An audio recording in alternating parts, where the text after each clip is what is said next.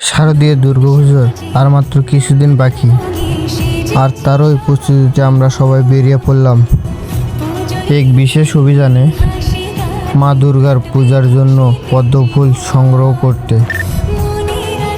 এই ফুল শুধু ফুল নয়, এটি মায়ের প্রতি আমাদের ভক্তি ও ভালোবাসার প্রতীক। পদ্ম ফুল সংগ্রহের এই কাজটি ছিল আমাদের পূজার প্রস্তুতির সবথেকে গুরুত্বপূর্ণ অংশ। আপনারা যে বিলটি দেখতে পাচ্ছেন, এই বিলটি থেকেই আমরা প্রতি বছর মায়ের পূজার জন্য পদ্ম ফুল নিয়ে যাই।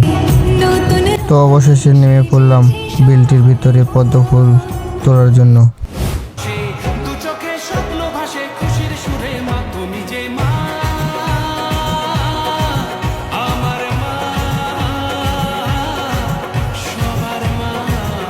তো অবশেষে আমরা মায়ের পূজার জন্য এই বিলটি থেকে 108টি পদ্ম ফুল তুললাম।